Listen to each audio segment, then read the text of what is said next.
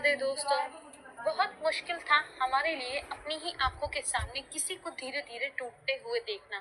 कुछ दर्द ऐसे होते हैं जो बोलने से और बढ़ जाते हैं, और कुछ रिश्ते ऐसे होते हैं जिनमें प्यार की जड़ें तो बहुत गहरी होती हैं, पर सहने की मिट्टी बहुत कम पड़ जाती है। घर में सब कुछ सामान्य दिखता था। सुबह की चाय, पूजा की घंटी, आंगन में धूप की पट्टी, लेकिन ये सामान्यता के भीतर बहुत कुछ दबा हुआ था जो किसी को नजर नहीं आता था।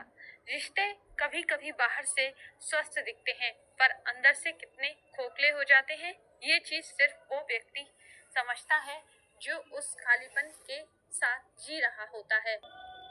मैं इस घर में नई थी। मेरी शादी अभी अभी हुई थी। ससुराल में प्यार और अपनापन मिला, पर सबसे ज्यादा अपनापन मुझे अपनी जेठानी कविता भाभी से मिला।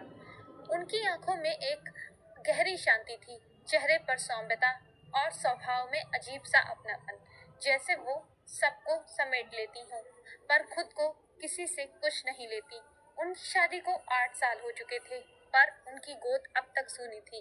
घर वाले बहाने बना देते, भगवान की मर्जी है, समय लगेगा, डॉक्टर कुछ नहीं जानता, पर एक औरत की गोद का दर्द दुनिया का कोई शब्द भी नहीं भर सकते।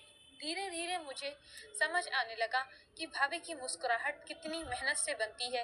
वो हंसती थी, सबके साथ बैठती थी, घर संभालती थी, रिश्ते निभाती थी, लेकिन उनकी आंखें हर रात वही सवाल पूछती थी, मेरी किस्मत में क्या कमी थी। माँ बन गई, मेरी गोद में बेटी आई, घर में खुशी थी, पर उसी खुशी ने किसी का दिल अंदर से चुपचाप तोड़ दिया था। भाभी मेरी बच्ची को बहुत प्यार करती थी, शायद उतना जितना एक माँ करती है। कभी कभी लगता था जैसे वो इस घर की छोटी सी जान में अपना पूरा संसार देख लेती थी, लेकिन प्यार के साथ साथ उनमें एक अदृश्य सी पीड़ा भी उठती थी। वो दर्द जो किसी दूसरे को खुश देखकर पैदा नहीं होता, बल्कि अपने अंदर की खाली जगह से उठता है। घर में सब लोग मेरे पास पास घूमने लगे। छोटी बहू, ये कर दो, छोटी बहू तुम ज्यादा समझदार हो, छोटी बहू तुम्हारे हाथ में मिठास है। और ऐसा करते करते जो स्थान भाभी का था वो धीरे धीरे खाली होने लगा। घर अदृश्य तराजू होता है, वो बोलता नहीं, बस तौलता है, और तराजू हमेशा आवाज वाले पल्ले की तरफ झुकता है। भाभी कम बोलती थी, मैं नई थी, ज्यादा बोलती नहीं थी, पर चेहरे पर चमक थी, नई जिंदगी की चमक। ये चमक भाभी की आंखों में को चुपती नहीं थी, बस उन्हें याद दिलाती थी कि उनकी जिंदगी कहीं पीछे छूट गई है। वो बदलने नहीं लगी, बस धीरे धीरे खत्म होने लगी, जैसे कोई मोमबत्ती अपने आप पिघलती रहती है, बिना लौ के, बिना हवा के। कुछ लोग बोलते, कविता को क्या हो गया है, अब तो वो पहले जैसी नहीं रही, मुंह लटका कर बैठी रहती है। पर कोई ये नहीं देखता था कि किसी की आत्मा कब टूट जाती है। एक दिन उन्होंने मेरी बेटी को गोद में लिया। वो उसे ऐसे कब पकड़े थी जैसे कोई डूबता इंसान तिनके को पकड़ता है। उनकी आंखों में एक अजीब सा ही सुकून भी था, और एक अनकहा रोना भी।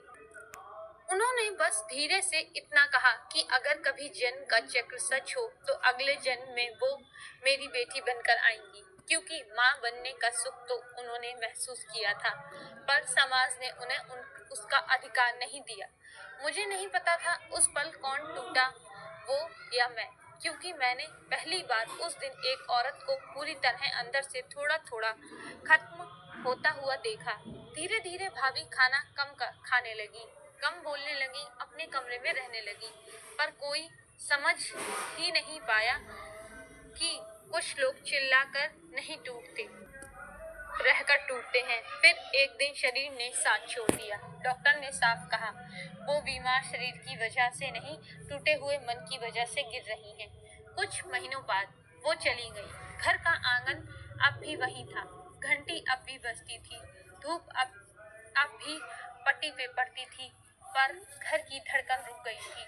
मैं अपनी बेटी को गोद में लेती हूँ, वो कभी कभी मेरा चेहरा उसी तरह सहलाती है जैसे भाभी सहलाती थी।